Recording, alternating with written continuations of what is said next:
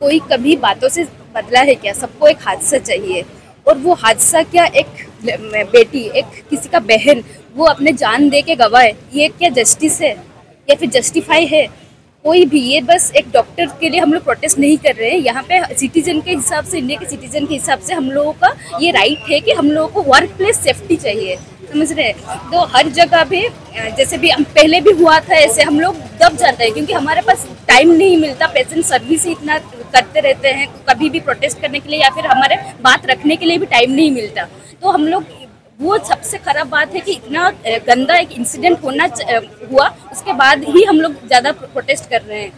क्योंकि precautionary measures अगर हम लोग ले लेते पहले से, वो इंसिडेंट होता ही नहीं है। या फिर जो इंसिडेंट हुआ है उसका इन्वेस्टिगेशन बहुत जल्दी हो जाता अगर वहाँ पे कोई एक सिक्योरिटी रहता या फिर सीसीटीवी कैमरा रहता। वो सब फैसिलिटी था ही नहीं, और एक लेडीज रूम नहीं था, डॉक्टर्स रूम नहीं था। 36 आवर्स के बाद, काम करने के बाद हम लोग कहाँ जाएंगे? रूम नहीं जा सकते रात को। तो वही, ये सब हमारा दाबी है कि हम लोगों को एक सेफ्टी एनवायरनमेंट चाहिए। कोई कभी बातों से बदला है क्या? सबको एक हादसा चाहिए।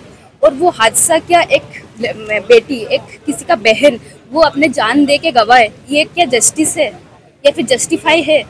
कोई भी, ये बस एक डॉक्टर के लिए हम लोग प्रोटेस्ट नहीं कर रहे हैं। यहाँ पे सिटीजन के हिसाब से, इंडिया के सिटीजन के हिसाब से हम लोगों का ये राइट है कि हम लोगों को वर्क प्लेस सेफ्टी चाहिए, समझ रहे हैं? तो हर जगह पे जैसे भी हम पहले भी हुआ था, ऐसे हम लोग दब जाते हैं क्योंकि हमारे पास टाइम नहीं मिलता। पेशेंट सर्विस ही इतना करते रहते हैं, कभी भी प्रोटेस्ट करने के लिए या फिर हमारे बात रखने के लिए भी टाइम नहीं मिलता। तो हम लोग, वो सबसे खराब बात है कि इतना गंदा एक इंसिडेंट हुआ, उसके बाद ही हम लोग ज़्यादा प्रोटेस्ट कर रहे हैं। क्योंकि प्रिकॉशनरी मेजर्स अगर हम लोग ले लेते पहले से, वो इंसिडेंट होता ही नहीं है। या फिर जो इंसिडेंट हुआ है उसका इन्वेस्टिगेशन बहुत जल्दी हो जाता अगर वहाँ पे कोई एक सिक्योरिटी रहता या फिर सीसीटीवी कैमरा रहता। वो सब फैसिलिटी था ही नहीं, और एक लेडीज रूम नहीं था, डॉक्टर्स रूम नहीं था। 36 आवर्स के बाद, काम करने के बाद हम लोग कहाँ जाएंगे? रूम नहीं जा सकते रात को। तो वही, ये सब हमारा दाबी है कि हम लोगों को एक सेफ्टी एनवायरनमेंट चाहिए। कोई कभी बातों से बदला है क्या? सबको एक हादसा चाहिए।